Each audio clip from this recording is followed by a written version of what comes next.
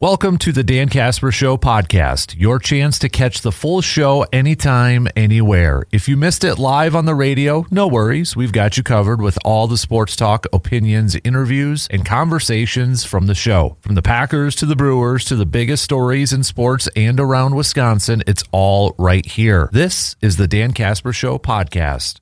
Fourth quarter kicking off right now on this Monday morning of March 23rd. Thanks for hanging out with us, no matter or wherever you are listening to us from this morning. Continue to send over some of your Mount Rushmore picks for Wisconsin sports coaches of all time, D1 to the pros, because Mark Johnson added his 9th national title yesterday. I mean, I don't know about you, JC, Justus Cleveland, sports director extraordinaire. To me, that's like Yukon territory, Pat Summitt, Tennessee territory. You know, so I still feel like it gets a little underappreciated, right? Maybe just because it's the sport. So I don't know, but still 9 national champions for crying out loud. So yeah, it's amazing what he's done. I think he's, for a sport that's relatively younger, when you look at NCAA sports, he's already that top tier, and that's what everybody's going to be shooting at for the rest of the history of this sport. So it's amazing what he's done. And then after we were watching, me and JD were in the office watching that Penn State game, and the fact that they survived regulation, because Penn State had the momentum in regulation in that one, and it looked bad for the Badgers, but to get that power play right off the bat, and it's like they just knew. They're like, okay, we're not going to give you a chance. We're just going to end this quickly. And then got a little scary yesterday. It looked like they were in control for a while there. Yeah, and then jumping out to an early 2-0 lead, but that went away quick. So. Yeah, but held on, got the win. What another great year for that team, and just far and beyond the best program right now in the country. Ohio State's very close, obviously, because they've been in the title game the same time. So it's been a lot of fun to watch. So. And I got the men's hockey team. We'll see what they can do. Hopefully they can make some noise here in the tournament as well. So that's starting up on Thursday against Dartmouth. Yep. It's just, you've looked at even, Mark Johnson's, not only just from his coaching, but I think it's unique from a sports perspective. His playing career, obviously the 80 Olympics, and winning a national championship with the Badgers under his dad, and playing high school in Madison. I mean, I think it kind of in rare company when you look at the just his overall sports lineage from when he was a player to where he's at right now. And I think the thing I admire the most is that he's a guy who embraced this challenge of creating a dynasty in a sport that was brand new. Yeah. From the ground up. He came in and he's like, okay.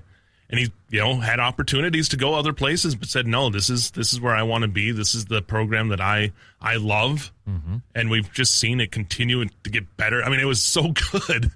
And it's taken another leap to this point where it's like, you're right. It's like Yukon, Tennessee in basketball territory where it's just like there's Wisconsin and kind of there's everybody else. And that's great to see. And to have the life and career and legacy that he had on the ice, and now I don't want to say surpass it off the ice, but it's pretty close to to be a part of that Miracle on Ice team. You're always gonna, no matter what, you're on a pedestal. Yep. But I think he's done more now as a coach, because I think he's propelled a sport into the upper echelon. I agree. That was starting out at nothing. Yep, I agree. Well said. Shall we do some local sports quick? Sure. I know we're kind of in a transition stage, but let's do some local sports roundup brought to you by Carpet City Flooring Center. So state basketball for boys concluded this past week. I know Regis fell in their Thursday game, and St. Croix Central fell. Salem, too. Yep. So, but that's in the books now. So still, I mean, like maybe from a Regis standpoint, another fantastic season. Yeah. For Eau Claire Regis basketball. So hats off to Connor Miller. He came in. It's a tough situation being, alumni of the school, being one of their greatest players of all time, and then you come in as the head coach, and you struggled the first couple of years. It's like there's probably those questions like, can he do this? And then this year, it all came together. He, the plan he had, the team he built, came together to get them to state, and I think that's first half, hats off to him. You got to look back at Blake Rissler having just one of the all-time great careers in the city of Eau Claire and in the area. Just tons of points scored. 56-point performance in the playoffs against Onalaska Luther.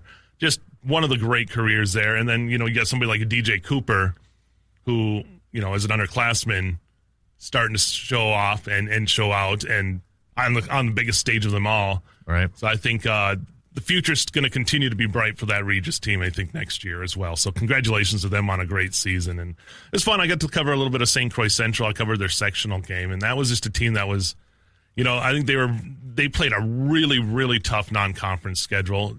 A conference schedule in itself, the Middle Border, was rough this season too. So, you had Altoona in there as a number one. Prescott's in there as well. So they played a really rough schedule and came out and, steel sharpened steel and made that run to state as well for them. So West Salem's just been one of those stalwarts down there in the Cooley region and getting another chance. It came so close to moving on, just in the end didn't have enough. So, yeah.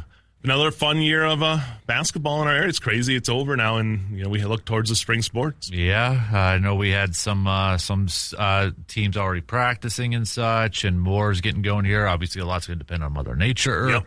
We got some too, so indoor softball games coming up on the end of the week there at the Sonantag as well. So I believe it's McDonald and Altoona are playing, and then North and Wisconsin Rapids on it's either Thursday or Friday. Okay. So we'll have some indoor. I think it's Thursday. Okay. So. Yeah, you're getting to that point. I know, speaking of softball, the Blue Golds will be back home. They take on Superior, I believe, tomorrow. The 24th, yep. Yep, at the Sonantag. So, that's the great thing about having that Sonantag field house is that you're able to do this, whereas the fields right now are just mud. Right. After all the snow that we got, and we're still in March. Right. Like you don't really count on getting anything going on outside in March. Right. So, yeah, it's great to have that. So then, I think that's coming off of a very successful Florida trip for the Blue Golds, going undefeated. Yes. So both things, the softball team's just been playing outstanding. The last month they've played some great softball, and the baseball team has been playing very, very solid. So it'll be fun to see this team this year. I feel like they're going to make a step this year in the conference. So it'll be fun to see that baseball team come up. But get out to the Sonantag tomorrow if you want to catch some softball from the Blue Golds there. Yep, definitely. And I know shout out too because staying with Blue Golds, but their gymnastics squad well representing at nationals over in New York too. So a couple All-Americans there, and finishing fourth overall. Stout had a great showing as well. A couple of national champions, I believe, on the Stout team as well. So great job for those local gymnasts for those two schools. We stay with Stout. We got to go right over to the hockey team that just keeps on rolling.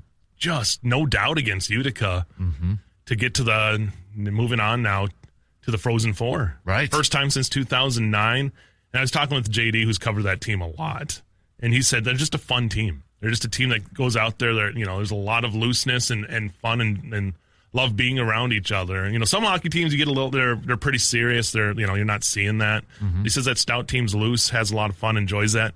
And I think it shows off on the ice just how much they're enjoying winning. I'll tell you that much. And you have them, and then River Falls. We talk about the Wisconsin women's hockey team as being one of that UW River Falls team is moving right up there in D3 as the powerhouse, and they'll host the Frozen Four this weekend. Play the semifinal game on Thursday. No, Friday, and if they get the win, they host the championship game on Sunday. So good luck to them. That's a team I've seen a lot of play and every year.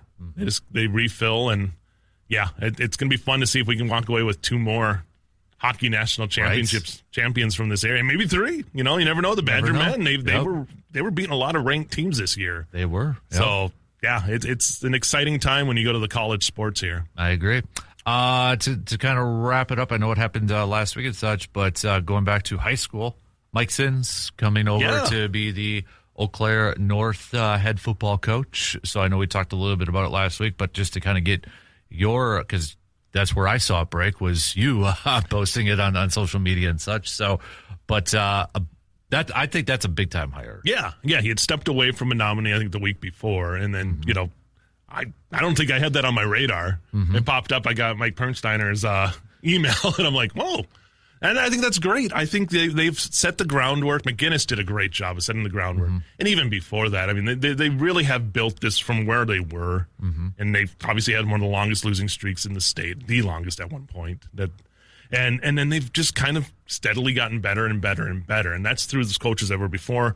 And now I think Sins will be the man to kind of keep that going. I think McGinnis did a great job these last couple of years of getting those numbers up. That's the tough thing when you've had that traditional kind of losing is to get people out for your team. But I think this is going to be a fun transition. And it's Sins has won everywhere he's went. He was at Mondovi, had great success there, moved to Memorial, kept that team on, had success there, and then steps into maybe the toughest situation you're going to step in. You're following a legend in Joe Labuda. And your alma mater, too. And your alma mater. I mean, that's a lot of pressure there. And he came in and got him to the playoffs every year. And, so now he steps into it's a uniquely different pressure situation, but of trying to get a team that hasn't had a whole lot of success to get them over that hump to where they're, making the playoffs and getting that kind of success that obviously Husky fans have been, clamoring for. And again, I think a lot of the groundwork's been laid there, but I think Sins is a good man to come in and try to take him over that hump. Absolutely. All right, that is your local sports roundup brought to you by Carpet City Flooring Center.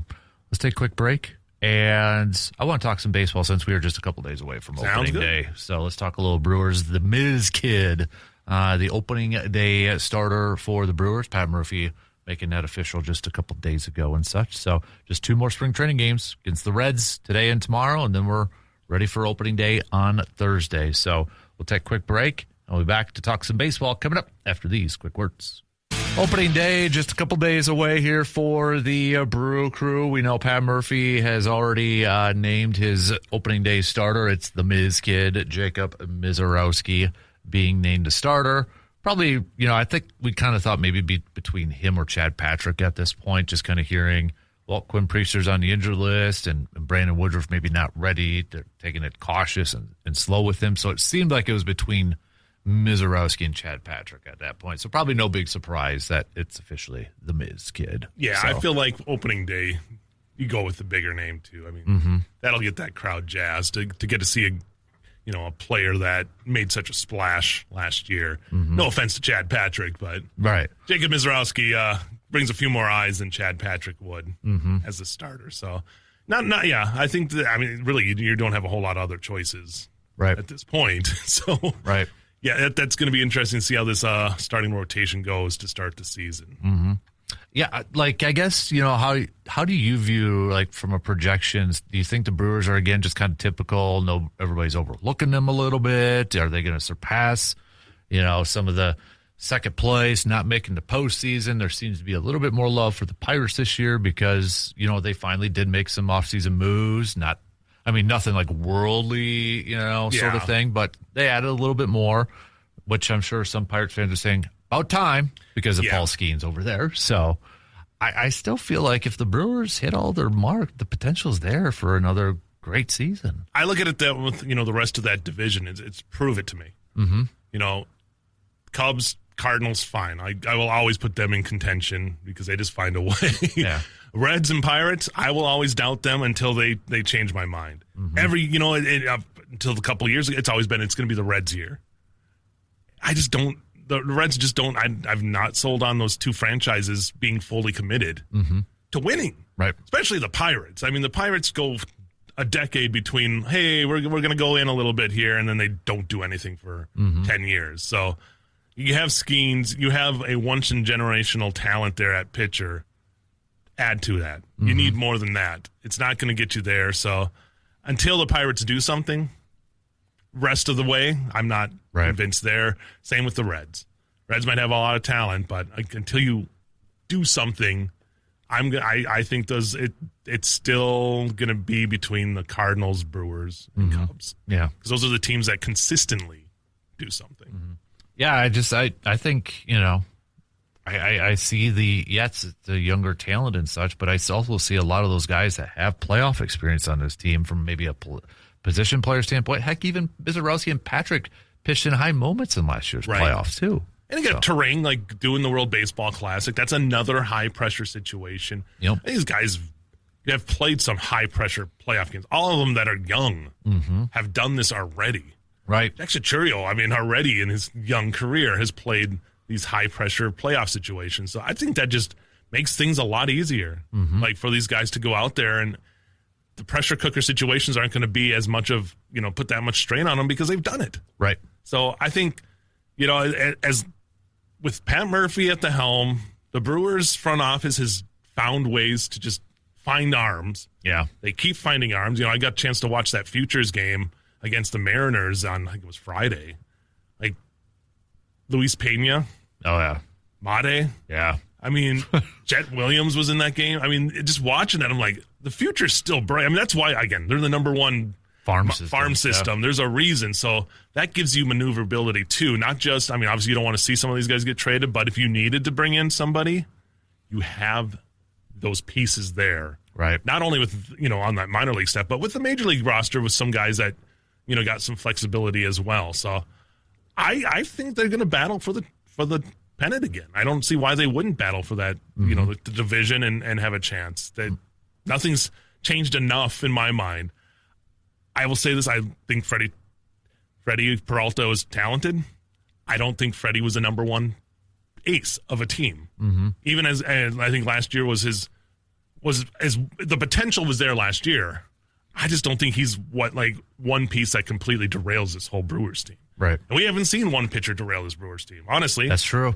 How many guys have gone and they still find a way? So I until, again, prove me wrong with that, until that happens, I want to bet on that front office of finding a way to get that team to be successful. Yeah, I mean, I don't think this is a knock on Freddie, but, maybe is he like a 2 or a 3? Maybe if you kind of power rank. I think he's a real good 2. Yeah. I really do. I think he's a guy who is going to get you around those 15 wins if he's got his good stuff. Mm-hmm. I don't think I ever felt like he's a guy who's going to come in and shut a team down all the time. Right. Because we saw enough of those. I think last year was his best year by far. Mm-hmm. Most consistent year.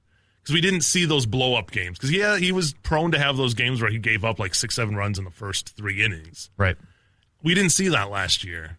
But I don't know if the money that they would have had to commit to him, I don't think it would have been worth it for the maneuverability that they have now to keep guys in that rotation, for more guys and the guys they got. So it's not a knock on Fred. I think he had a great career with the Brewers. It just never was that guy who felt like an ace. Right.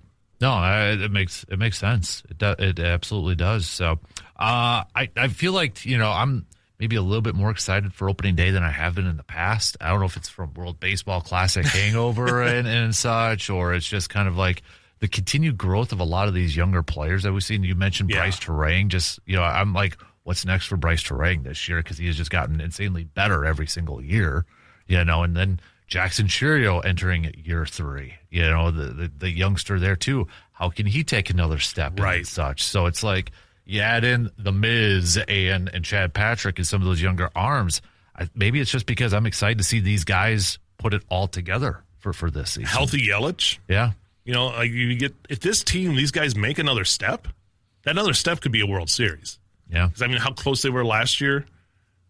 If you can make that next step, this would be something that could propel this team. Offensively, obviously, that's what they need. Right. The situational hitting in the playoffs, obviously, has been the biggest issue they've had in their playoff runs. Mm-hmm. So if you can make that step with those younger guys, just even a little bit more, it's going to get you a couple more runs. It's going to get you a couple more wins, especially in the playoffs, and it could get you the World Series. And I think having a manager like Pat Murphy also gets you excited for a team. How many times can you say that the manager gets you excited for a team? But I think that's what Murphy does, because I think how much he can handle these younger players and how well he's been at molding them and getting the most out of them. Mm-hmm. You got newer guys coming in. I think he could do the same thing, and he's just bonds with his team so well. I think, again, when he was here and having him, just calling up guys randomly. Yeah. And how cool is that, I'm sure, Tony La Russa wasn't calling up players randomly just to chit-chat while he was... First of all, Tony La Russa's not doing a stage show. I don't think that was ever going to happen. But, yeah. So it's just he understands how they work, these younger players, and gets the most out of them. Right. Yeah. I'm definitely excited coming up here in a couple days for opening day. I can't wait. So, I'll tell you what, let's take a quick break, and then we'll switch over to some hoops chats and such with the Sweet 16 now in Stone. How's your bracket looking? Not great. We'll just leave it there. Yep. All right. So we'll have a quick break, but plenty more to get to coming up after these quick words. Justus, you probably would be in the 70% of the portion when we posted up how's your bracket doing, the 70% that said trash it. Oh, yeah. And I still have Duke winning. Mm-hmm. That's about it. I don't remember. There's probably a couple of Final Four teams, but yeah, it's I think if you got all your Final Four teams, though, you're still feeling pretty good. I don't think I did because I think I had Gonzaga going. Oh, okay. All right. Well, did you have Florida going in there, too? Let me pull this up here. We'll talk about it. It's been rough, okay? It has not been a... I wanted my son to do one, and he didn't, because I feel like he would have had a chance this year. Oh, yeah. Like it's the youth that do better because they don't overthink it. Exactly. And I tried, like, one of my brackets was just like, okay, I'm just going to try to pick as crazy of things as I can. Mm-hmm. But then, like, you even do it, and you're like, oh, that can't happen. And then it happens, and you're like, I should have went with it. Mm-hmm. So, yeah, it's, all right, we're almost there. This is me trying to fill time while talking. Do I have Final Four teams left? Final Four. Duke and Arizona. Well, that's my championship game. Oh, I guess I have 3 out of 4. Okay. I'm not too bad. Florida was one of them. Okay.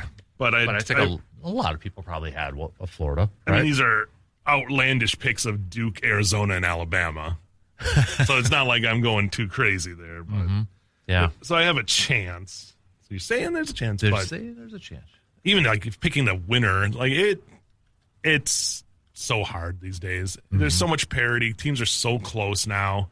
I think Wisconsin High Point's a great example of two teams that if a team's on right and a team's not is off, you can see that happening. So yeah, it's so hard to predict this tournament now. The fact that like at our station the person leading's got 90% of their picks. Yeah, Terry Hepner, good work out there.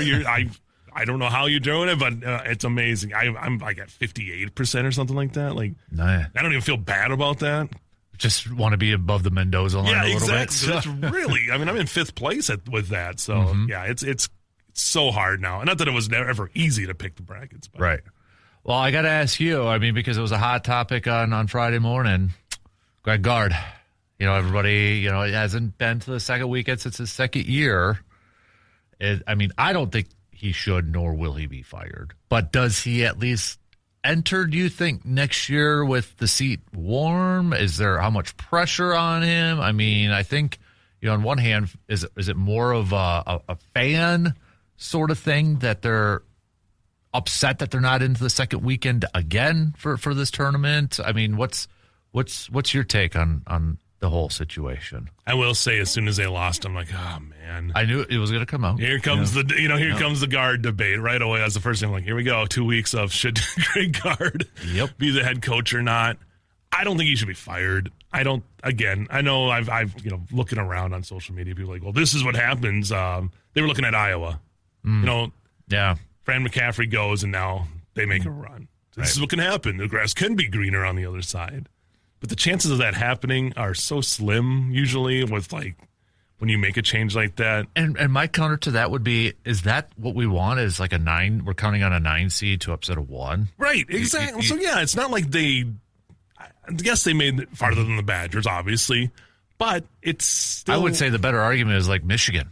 Yeah. When they move from Juwan Howard and, hey, they're a 1 seed and might win, a couple years later. So that would be the better argument for me.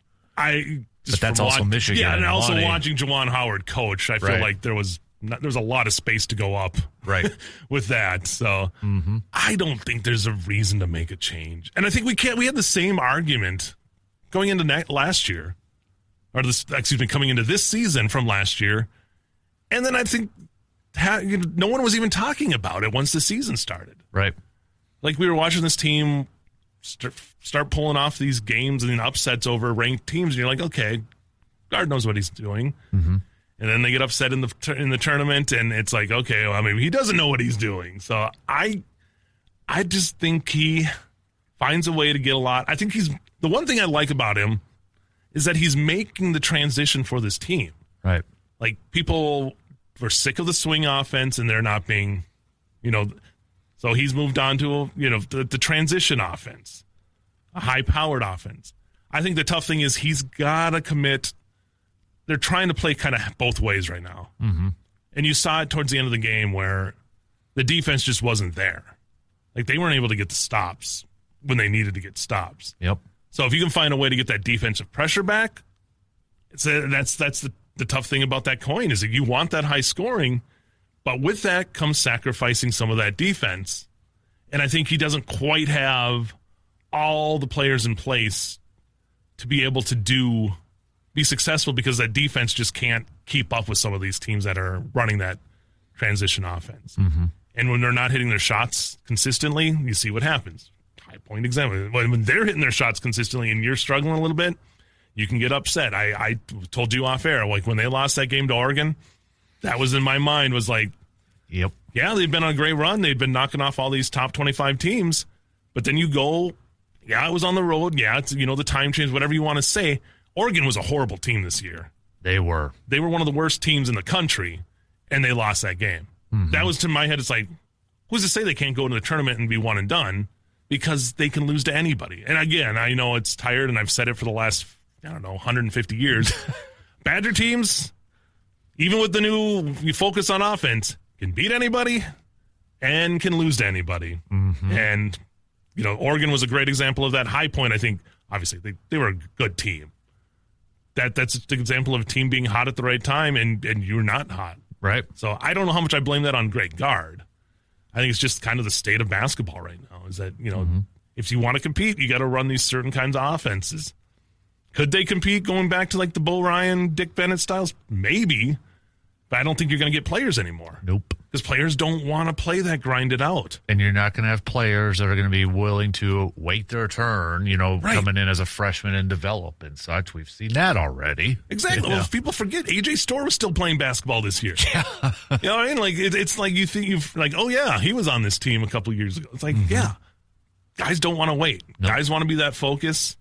And if you're going to do that, you gotta have scoring. And you gotta have enough scoring to keep guys happy. Mm-hmm. And I know there's a talk now too that I've seen on social media. Is it goes back to we've had this when Bo Ryan was still head coach, in-state recruiting.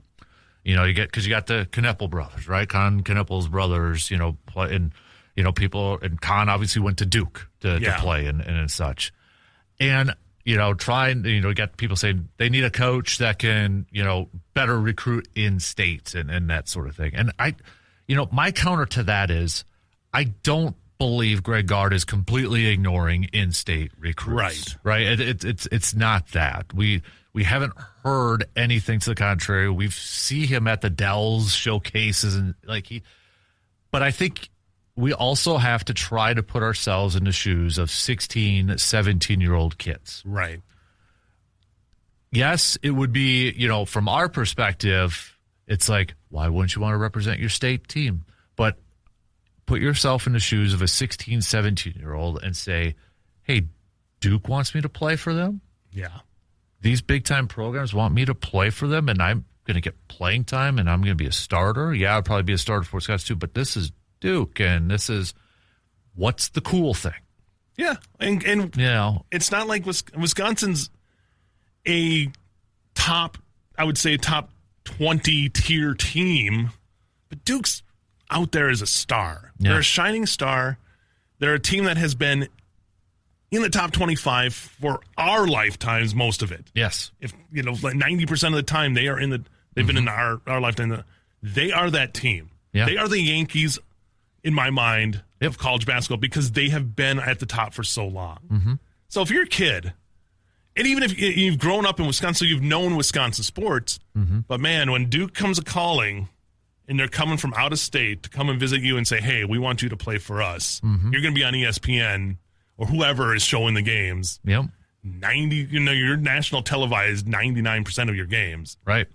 It's hard. It's hard to resist, and I can understand.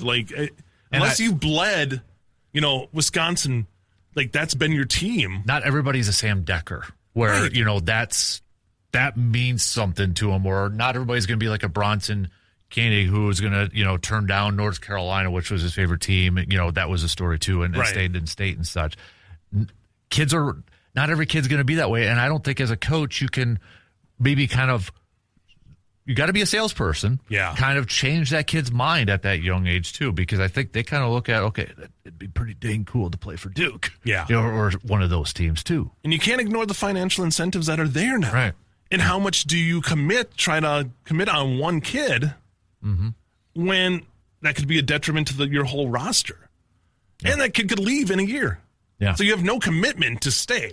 Right. That kid could be at Duke then the next year. We've seen it happen, obviously, with the Badgers, guys just leaving. Well, look at Duke last year. How many guys left last year, and they're still in one seed here? Can Wisconsin do that? No, Wisconsin can't do that. No. Yeah. So it's such a fine balance that you have to walk. Yeah, you can get guys that can run your system if you're doing more of a unique system. But finding those guys, that's going to be the diamonds in the rough, because most of those guys are already running an up-tempo high school offense. So they're going to come right out, and if they want to keep doing that, they're going to have to go somewhere where they can. So I think the days of like the ball control, the Bo Ryan and Dick Bennett, that kind of basketball, I think you can do it, but you're going to be you're not going to be a major conference team to really do it.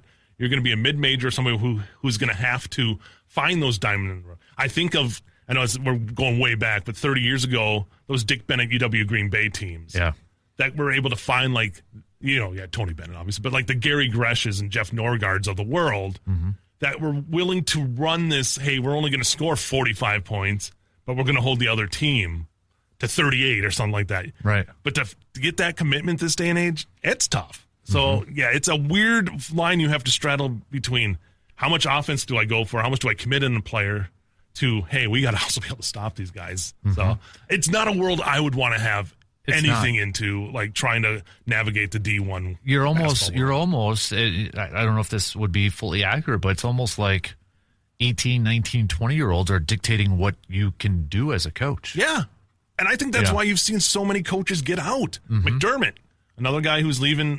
Creighton just called it a career. Yeah. So it's like, that's why I think it's kind of almost like amazing that you still have like a Tom Izzo and Greg Gard's still doing this, because it's kind of become more of a younger man's game, and it's more of you have to run it like a pro team. So in a way, they've made that to be successful as they have. They've been able to adapt to it. It's just how much do you want to? It feels like it's such a grind now for these traditional coaches to try to do this. Right. So you bring up Tom Izzo. I think that is something that kind of gets maybe a little overlooked, is like you look at the sustained success that he has had and the age that he's at too, because the Roy Williams is the Coach K's, Jay Wrights, Tony Bennett, these all are good getting out. And Izzo's still there, and he's still can to get done, but he's adapted quite a bit too. And he may not like it. I think he's been pretty vocal about the state of college basketball and such. Probably maybe the most vocal of anybody. Right. But still is finding, but again, that's like Michigan State basketball versus Wisconsin basketball. There's a difference. Yeah. Until Wisconsin somehow maybe wins a championship or gets a little bit more of that hike. And trying to convince, I think it boils down to, as a kid, 16, 17 years old, I think if you just did a straight up poll in Wisconsin of basketball players, who would you rather play for? Just all things equal, who would you rather? A team like Duke is probably going to get the majority of votes. Yeah. Right? I mean, that's the cool thing to do, right? Right. And they are that beacon that everybody sees. Right. It's funny, too, is like you kind of think about it. You have your Patinos and your Calipari's, but those guys were already playing with one-and-done teams before NIL, all that happened, you know? So they kind of are used to this shuffling in and out of guys. And even Duke, to a degree, with Coach K, was kind of similar to that. So it's kind of been something that their systems are used to. Yep. Whereas at Wisconsin, you were counting on, those guys playing for 4 years and being the cornerstone for your team. But now that world isn't there anymore. Right. So for some of these guys to change and adapt to it, it's such a shock to the system when you've just come from people that just want to be X's and O's. Well, you can't be. Like you said earlier, you have to be a salesman. You do. So I think that's what Gard has. I think he's adapted really well. And before, I think Wisconsin's still trying to figure out NIL stuff, and he went out on his own to, kind of do his own fundraising and try to get a lot of.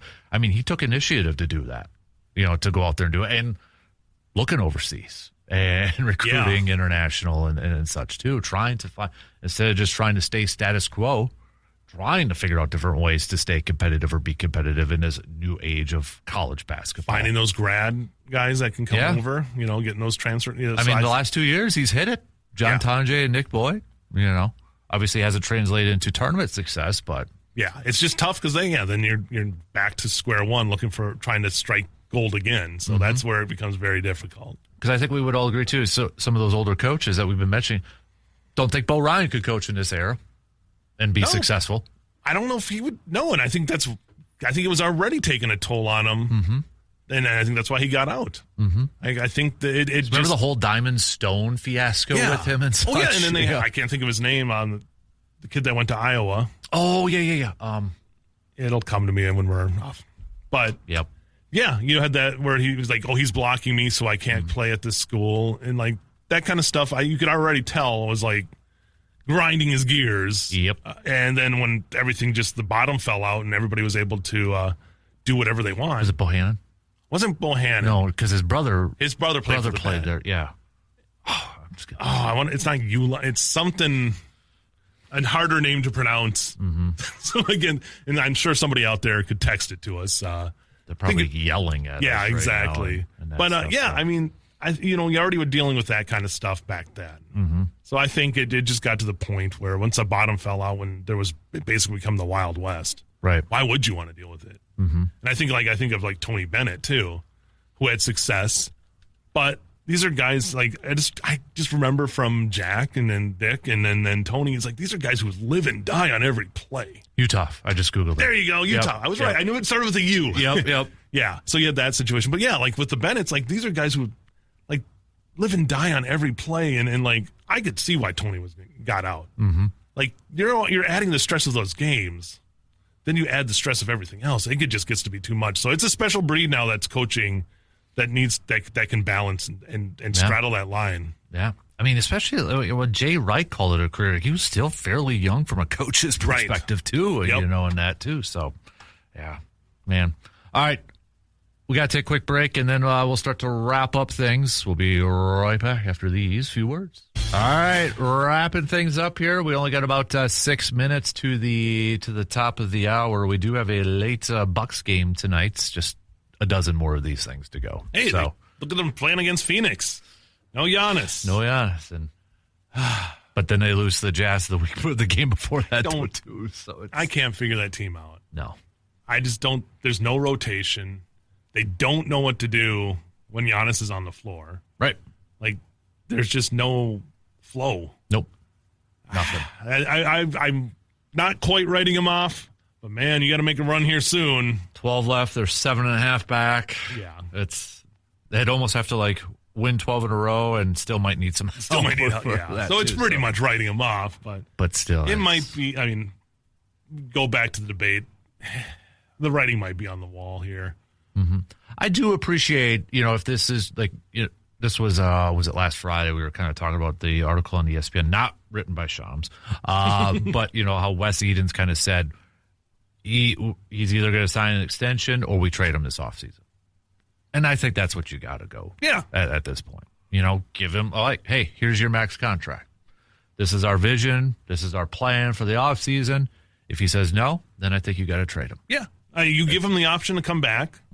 He'll be well compensated. No, not that he needs any money, but again, they're going to give him the max contract. So it's like, do you want to be here or do you want to be somewhere else? And I don't know, just body language wise, I have no idea what to think about what. Yeah. I would love to see, he just doesn't seem happy, but I don't know if that's so much with the team or if that's just some, losing sucks to begin, and I think this is the one thing I would hope for Giannis, that he realizes too, I was hurt a lot this year. How much did that affect chemistry, play? I know, yes, when he was playing, they were still losing, but how much of it with all the new pieces in it did they just not have time to to kind of gel or figure it out or so, I don't know. But. Was this a Band-Aid year? Can they go out and do something different next year and maybe get some pieces? Again, they're kind of in a tough spot still. And, and I always look at it, I'm like, the Warriors are in the 10th place in the Western Conference, and you don't hear anything about Steph Curry or, because it's like you can't imagine Steph being anywhere else. Right. Well, I feel like, I don't know why Giannis has always been like, well, he's got to go somewhere. Because I guess Golden State's a bigger market. Where Milwaukee's a smaller market, and people don't imagine people staying in smaller markets the whole time. And it was always like, Golden State wasn't Golden State forever. After the Chris Mullin era, there was not a whole lot of good. There was like the one year that they won, they knocked off, I think, it wasn't the Lakers, somebody in the first round. Mm-hmm. We were just looking that up for something, like 2008 or something, where Baron Davis was. But other than that, those teams were bad. You're talking about the PJ Carlissimo, Latrell Sprewell issues. Like that team was not anything for a good 15, 20 years. No. So, the Bucks at least were something before that. At least you had the big three for a while there. So, because I'm sorry, but when I think about California basketball teams, the Warriors for the longest time were not at the top. The Warriors and Kings. Yeah. They're like right there for a long time. Even the Kings, though, they had the Chris Webber. Vlade Divac era. It was probably like even, Clippers were like the little brother to the Lakers, and they weren't that great under the Donald Sterling era. Yeah. They were the worst franchise for a long time in basketball. So. Right. Yeah, the fact that the Bucks are in a downtrend right now doesn't mean it can't turn around. Right. So. Right. And that's just one of the things it bugs me about sports, especially like baseball too. After you sign a big free agent, then they could trade them right away. We're going to make all ththese moves in a free agency, and we get the halfway mark, and like, nope, we're going to trade everybody now and try again next year. Try again, yeah. It's like Twins. Right. If there's a team that has sold more at the All-Star break than the Twins in the last decade, I'd like to see it. Yep. So, all right, just 2 minutes left then. So, really quick, Brewers prediction here. Playoffs? I think so. Yeah. I think they're going to battle. I think they could be just as good, if not, I would love to see them be better than last year, but I think they can be just as good. It's just that pitching will be the big issue, but I have faith in that front office. All right. Hey, I don't know if you know about this. I just saw this. You probably do because it's golf related. New ESPN original series, Where It Lies. Have you heard about this? No.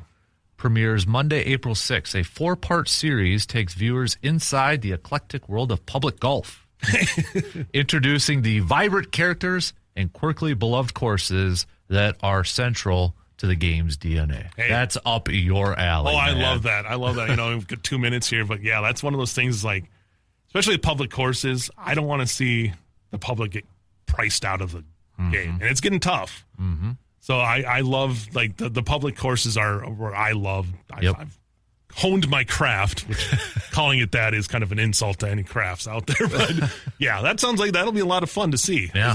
That's going out there, and you just meet characters when you're out there on the course. So this would be neat to see this. Exactly. All right, dude. Well, you have a good weekend. Catch your breath from basketball and all that fun stuff, right? So yeah, it's kind of that. It's not much of a lull because we already got indoor track and some softball.